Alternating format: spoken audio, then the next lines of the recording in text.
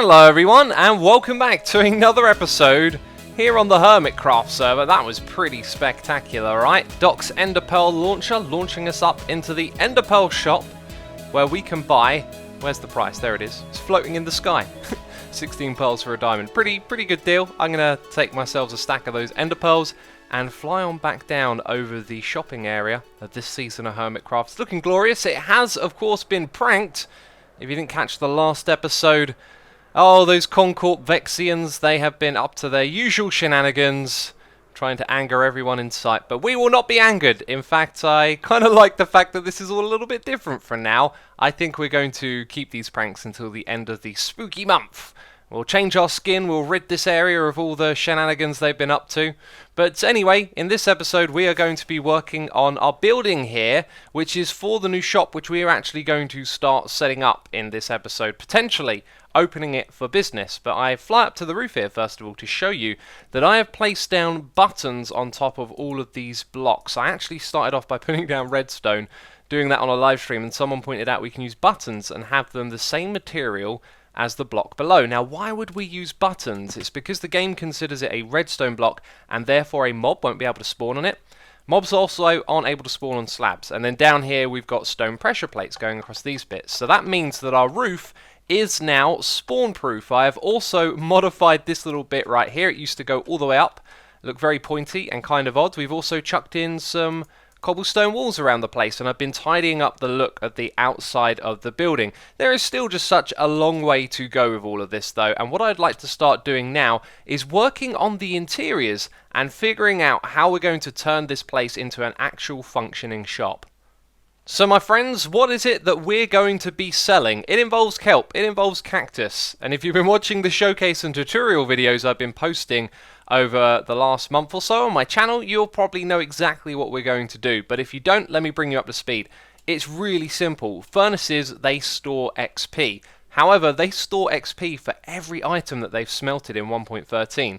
So in 1.12, if I were to yank this out, I would get the XP of just one roast chicken. But here in 1.13, I yank it out, and as you can see, I get a whole bunch of XP from this.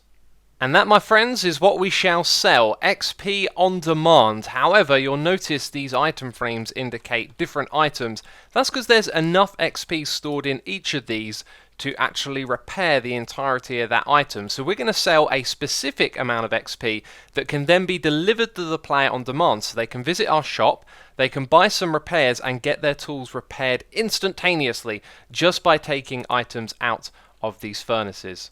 So when we got started, we had this crazy contraption, a whole bunch of redstone to count the amount of items that had been smelted so we knew how much XP was inside of the furnace, and then things got simplified all the way down to this. The concept is really simple. We only have a fixed amount of space for the items to go into, so this means we can calculate how much XP is stored in that furnace when it backs all the way up to this point here. We can simplify this even further. We're going to remove the hopper at the back because the only fuel we're going to put in here is a stack of dried kelp blocks, and that means with these smelting 20 items each, we'll also put in 20 stacks of cactus up above it with a hopper and a chest. Then when it's done smelting all of these items, there's going to be 256 XP exactly stored inside the furnace for a player to come and take out. Now that adds up to 512 repairs. If we have a look at the items here, all except the chest plate are under 512, so that means one furnace can repair pretty much all of these in their entirety with the exception of the chest plate. I mean, it misses it by a few numbers. When it comes to these tools, they obviously have a lot more durability, so you would need to use 3 furnaces in order to repair one tool, which is why we're going to have to set up a lot of furnaces. So now what we have to do is figure out how to set this up inside of our shop for our customers to use it. And some parts of this are going to be essential and unchangeable, like having a chest, a hopper and a furnace. That's pretty essential because we need the inventory space of the chest to store all of the cactus. We're doing 20 stacks and we need it to back up so that there will be at least one item inside of this furnace when it's done. Now I don't want the player to be poking around in the hoppers. I'm going to collect all the dye that we smelt. So maybe this is our floor height right here. Then they'll see the furnace. Above it there's going to be a hopper and a chest to store the cactus that needs to be smelted, and that takes up one space, which is pretty good. That means that we can tile things side by side and possibly put them back to back as well. Now here's another thing I've been thinking about. What if there was some sort of redstone thing we could do with a comparator to let the players know when the furnace is ready to be used? But I haven't found anything that's compact or simple, and I don't think there is actually a way to do what I want. So we may require the player to do something for us when they finished using this furnace, and that could be having a lamp like this that's powered or not. So if it's powered, it's going to hit that hopper and stop it from taking things out of the furnace. So it would have to be unpowered by default. So maybe we can set this up so if there is an unpowered hopper and the furnace is off like this, it means that it's ready to go. So we tell the customer off, and off means, hey, there's XP for the taking. So the player comes over here, they take out the XP. The furnace is still going to be off though, so a furnace that has had the XP taken out of it can also be off. But if the customer using this then goes and turns the lamp on, we have a combination here that means this one has had the XP taken out of it, you see. And then that means I can come over here, I can turn this off, I can put things in to be smelted, and then the furnace will be off and the lamp will be off. So it's not until it's finished smelting that we have the off-off combination again. Pretty confusing, right? I just watched that back and I was like, yeah, this is going to be a little bit tricky for customers coming in here.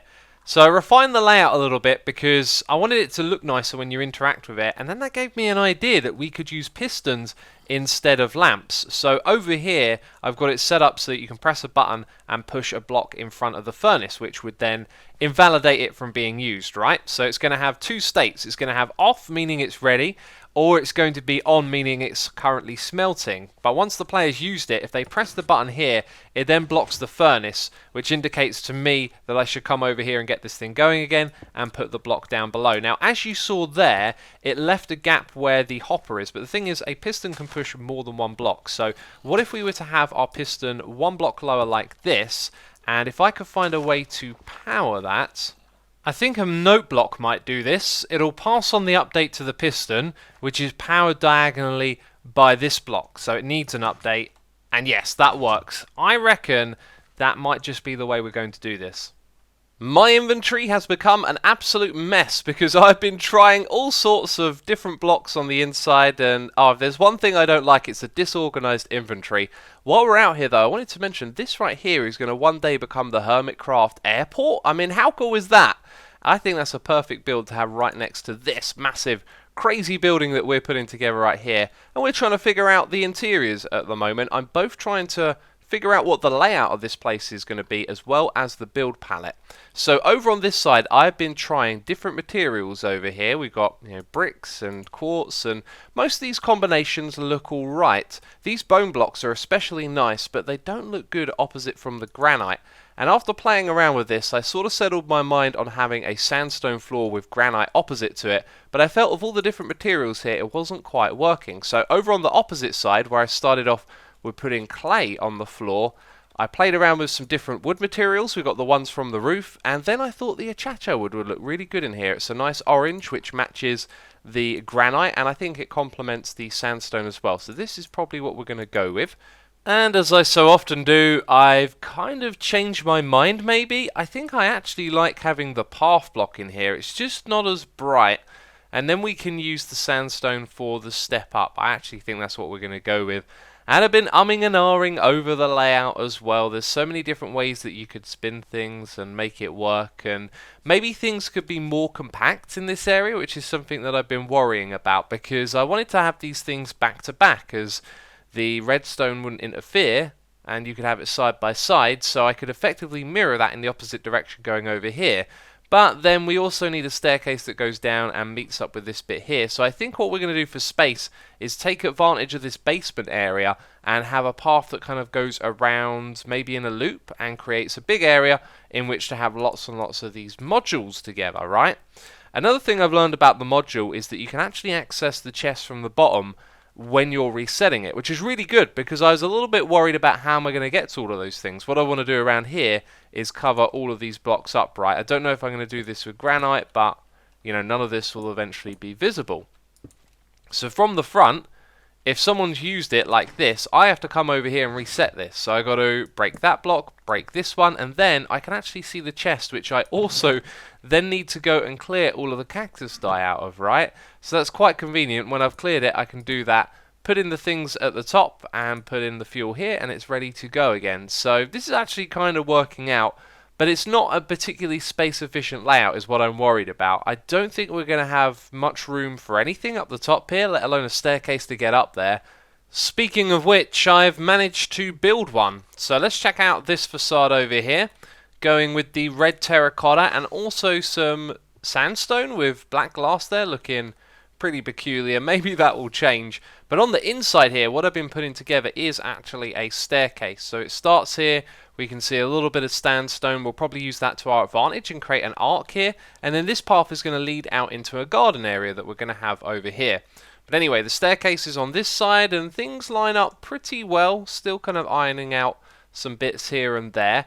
And then we can start with some more pathways up the top here. However, I think I might change the build theme a little bit and stop with these paths that we've been using for the attic. Now, over on this side, it's going to be a real squeeze to add stuff. If we look down below, this contraption is 1, 2, 3, then the furnace, and then 1, 2, 3 again. That's how I've been counting it, although technically we don't need the lamps up there. But it'd be really difficult to squeeze that in into this space. Over here, we might have some more luck because the roof is lower down, and I've just been finishing up putting in all the, well, I say all of the bricks, I'm actually running out of bricks, but putting in enough to know what we're doing. And it's nice when things start to fill out. Like this corridor right here feels rather complete at the moment. However, when we get to the end of it, the space is a bit opened up, and yeah, we'll come back in a second and check it out again, and I'll have done some more over here. And while I remember, directly below where we were just standing, we have another one of these, and up there are path blocks, which means we can actually open these chests. If it were a full block, that wouldn't be the case. However, over on this side, we won't be able to squeeze them in. And I was thinking, with these things being so close, maybe it's a good idea for us to drop the path that leads in here down by a block. I really don't know if it shows, but a couple more hours have rolled by, and I'm just forever like going in and out of this place, placing blocks, and it's all coming together. It's just really slow. So as I'm walking around here, hopefully you're taking in all of the things that I've done. It really doesn't feel like a lot though, but it's just taken a lot of time. And you know, I've sort of half built this stuff with a few things missing. Down here in the basement though, all of this has worked out quite nice. Still need to put in some slabs up the top here, but you can see exactly where this is going, right? And this space down here will open up and essentially give us free range to expand this thing continuously. And I'm thinking in this space, maybe we add like a large room where we ditch the layout we've done so far and we just stack tons and tons of furnaces in there. But anyway, I've got plans for how we're going to make this shop more interesting, and I think it's going to be a case of it'll be half finished to begin with, and more of it will get built over time. So as you probably know, I like to break up the episodes a little bit, get around the server, don't always stay in one place, you know, and I've got some errands to do, and Scar is looking to buy some name tags off of me. Now, I haven't done a lot of fish farming. I did a little bit in the beginning, and yes, I thought I had another stack which would actually leave me with my fake tag and 13 others. I don't think I'm really going to need a lot of these anytime soon, so I think we'll pass these on to Scar. My friends, Mr. Good Times with Scar. I think I might have mistaken you for a Wookiee the other day. Is this the Halloween costume contest? Am I here in time? Oh, is it a contest now? I mean, oh man, I'm a pumpkin. Oh, what in the world? He likes you. He was wandering up No, to he you was to like say hopping. hello. Did you see that? He had like a little hop action. They do that sometimes, man. When they ain't got a wall, they start fiending. They start jumping up and down looking for something to climb on, you know. Oh, Scott, okay. Don't move. There's a ninja creeper. Oh, it's dead. Oh, you scared me. Oh man, and you know I lost my sword and my pants recently, so I have nothing to fight against. So I do have a bow, but it's almost broken, so I've been being very sparing with it. But I do have pants on now, so I'm not a sight anymore. That's good. Scar, does your bow have mending on it? It has infinity. Ah, unfortunate. I could have introduced you to the wonders of infinite repairing, but you know. I know it's a problem. But I'm here for something to zoom. I keep having the biggest problem with name tags. I want to do all these armor stand business. I never have name tags, but I know You were the keeper of the name tags here on the server. That is right, my friend. I've looked through my stash and I have found this many name tags. So what I was going to say to you, because I know you want a stack, is how about a diamond for 4? And if you really want any more, I'm going to be selling the last of my supplies for a diamond for 2. Okay. So I don't know how many of these you need or want, but the first want 'em stack all, is going to be yeah a diamond for each 4. Shall I Okay. make it a little easier? That's going to be 16 diamonds. Okay, that's 16. Yeah. I mean, you were offering 32, man. I can't rip you off. I think All right, I'm 16 gonna give is you a a fair tip. price. I'm gonna give you a tip Oh. because I can just imagine the calloused hands from all that fishing out there. You know. Also, I'll never say anything bad about AFK fishing for the rest of the season, anyway. I like it. I like it. That's a good deal. Thank you ever so much, man. I appreciate the tip. I'm gonna Oh give yeah. you a tip as well. Here, have a couple extra.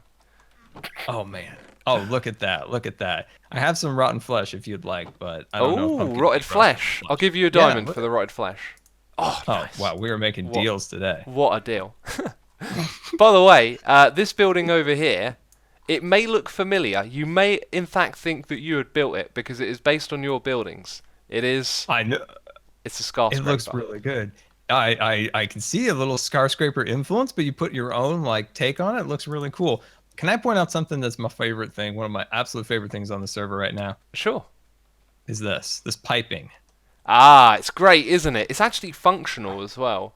If That's you what's like next level. if you look at the jungle one, I think you pretty much see cactus come through it every couple of seconds. You know, something drifts through. It's so cool. That is so cool. Like I was thinking about adding some piping, but it has nothing like, practical to it, and it doesn't look half as cool as this. Like this is like super inspirational. Like this is Yeah. like trying to bring like I don't know, like even like a little taste of modded to vanilla Minecraft. It does So have a cool. modded feel, doesn't it? But dude, like even if it doesn't have function, there's no reason you can't build it, right? Yeah. Oh, look at the cactus going through there. Oh, that's the kelp on that one, yeah. So the Oh, flying okay. machine has just like deposited a ton of kelp and it's all coming through to get smelted. Oh, it's green. I can't tell the difference. Oh, this is so cool. Oh man. Okay, I got distracted because this is really cool. I love this so much. It's awesome, yeah. There'll be more pipes in this area in the future, and maybe, as we were discussing a moment ago, maybe we'll see one of your original skyscrapers pop up here in the future. Who knows? Oh yes, we might be building a Concorp office tower somewhere around here. A nice CC up in the distance. You can just look up at that and just think about how beautiful Concorp is. Yeah, we got to talk about that old Concorp and the statue no. of Vexity. Oh, I'm remembering things. Where to put my sword? Where to look put at my the sword? time. Look at the size of that clock right there. Boy, oh boy, Azuma, I gotta be off. All right, Azuma. Goodbye. See you later, buddy. Thanks for the name tags. Oh. Hey, look who it is. It's Joe Hills in the area. This is where we need a little bit of sword waggling, but the sword waggling is no more. We'll have to settle for some of this silliness. Oh, and I'm not working on Halloween. I'm actually here to drop off another prize for the Phantom game. Phantom hunting season, jeez. I'm the person who made this. And now that I have remembered the name of the game, we can see who is in the lead. No, it's Cubfan. I want Cleo to win, jeez. All of y'all need to go over to Cleo's videos and leave her some encouraging comments for this competition. Here we are adding another prize. This one's going to be a great one. It's an Elytra, but it's got mending and unbreaking on it as well. So that is pretty superb if you ask me. And while we're out and about flying around the Hermitcraft server, we stumble across a giant stone box. This is actually something that I built the other day, and I didn't want to show me building it in my episodes. This is for the How to Kill a Tango game, so if you guys watch Tango Tech, you'll probably know all about it. But this is a death machine that is going to kill and humiliate Mr. Tango Tech here on the server. However, you're going to have to wait to see his video before you get to see what exactly is in this box, right? Because it's a secret. It's a secret for now. And my wings didn't work. But anyway, there's also a prize over at the Cherry Redstone store. I say a prize, sorry. It's like a starter kit for anyone who's participating in the Tango game. And since we have built that, we are participating. And I want to go see what this starter kit is. Yes, I'm reminded of the witchy business, the pranks that have gone down on various builds. This one behind me didn't get pranked, I wonder why. This is the cherry store.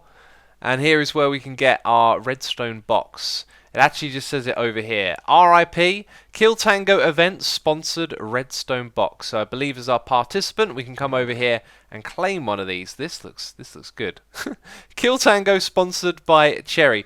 Now there is a little something extra. Did you see it, my friends? Oh goodness me. I've spotted a creeper over there. And see you later, buddy. Let's go look in the chest again. Right. Tango face.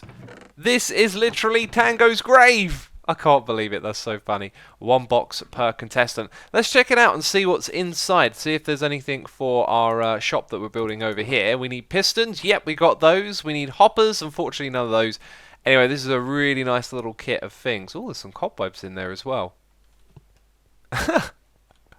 Oh, it just occurred to me. I think the best thing is actually just the shulker box itself. Like, I get a free shulker box. That's amazing. So somewhere directly in front of us, we should see signs of life, signs of hermit activity. And I know this because I've been using the coordinates. So recently we have massively derped by, unfortunately, building the wrong type of squid farm. The type of squid farm that doesn't work. And I'm still feeling pretty upset about it. I don't feel like going over there and rebuilding it. So I asked Wells tonight if I could use his farm. He was like, yeah, sure thing. And I didn't think to ask where it was, but I remember that Wells had a little bit of a problem of his own with his squid farm. And in his episode, he actually pressed F3, which gave me the coordinates. So I used my login and I flew over. See, I'm good for something, okay? I might do derps. I've also got brain smarts in me.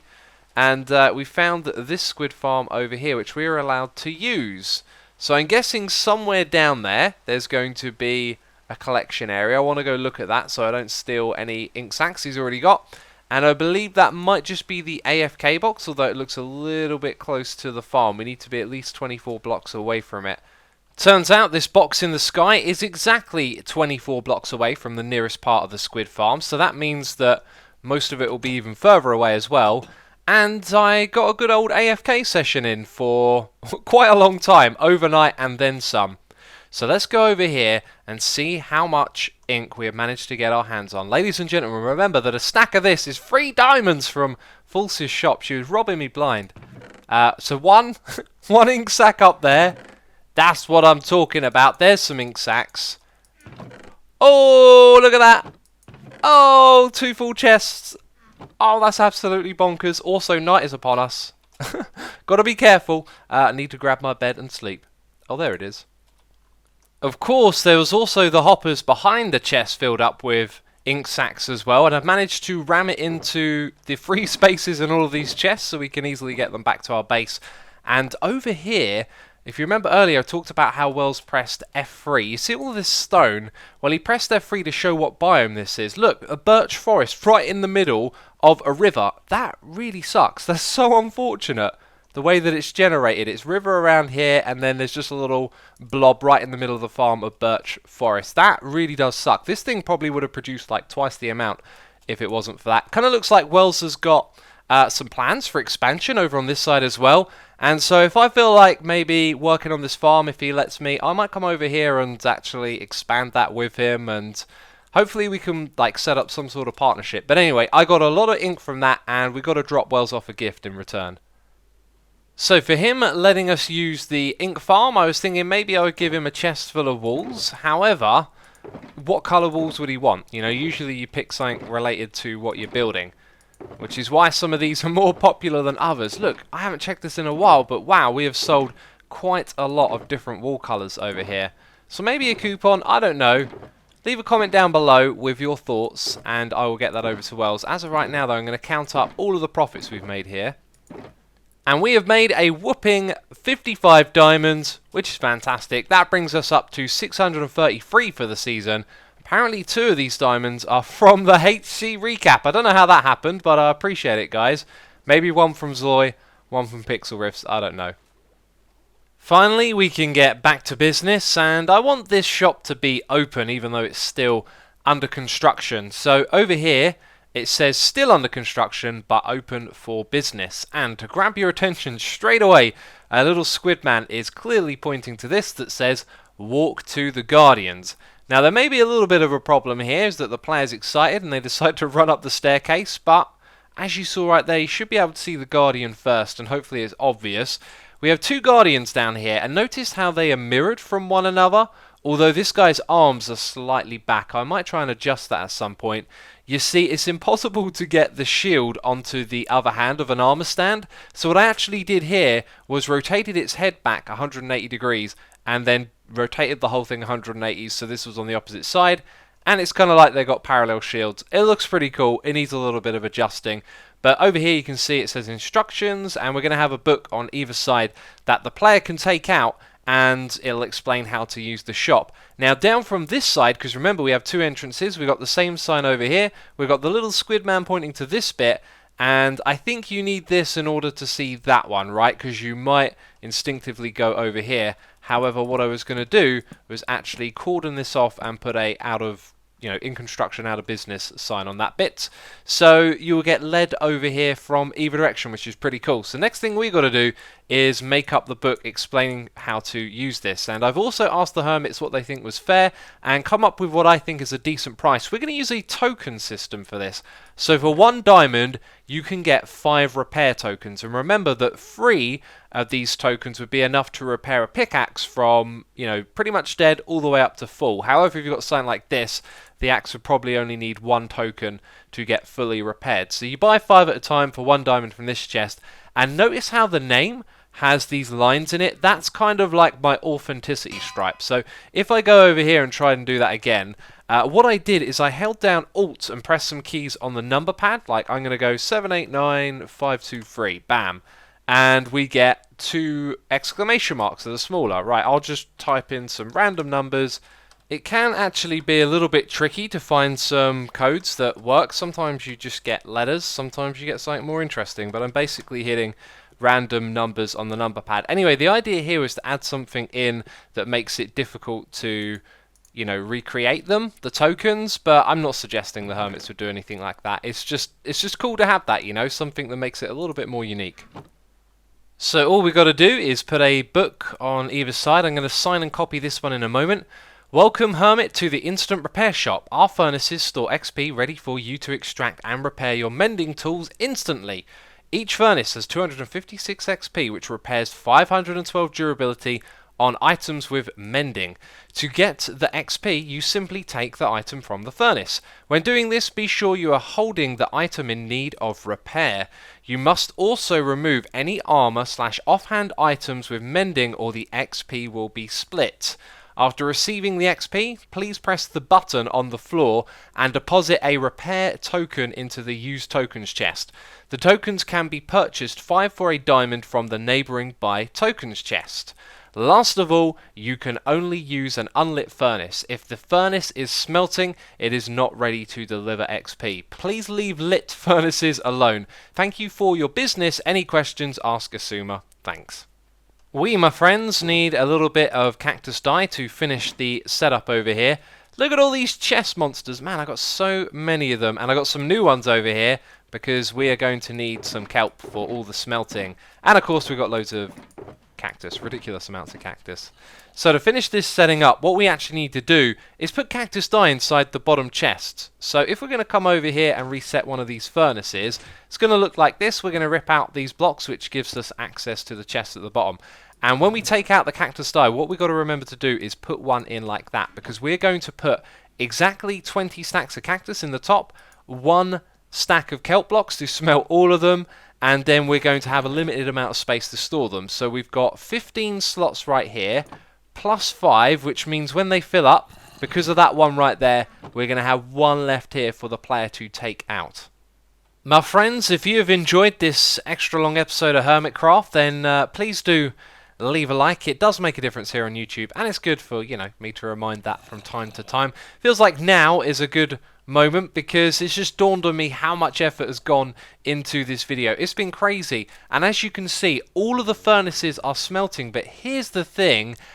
every single furnace used up every little bit of cactus that I've got. I think I had 6 stacks left over. Blah.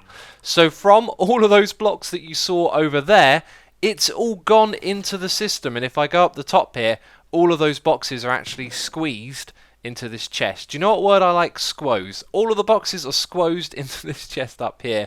We got some kelp, some prismarine for tokens, although I don't think we're going to sell a lot of those because we only got a few amount of furnaces, and I might have drastically underestimated just how much cactus we need. But let's see how it goes. This is going to be an interesting experiment. When the smelting is done, I will inform the hermits and the shop will be open. But that is going to be it from me at this episode of Hermitcraft. I hope you've enjoyed it.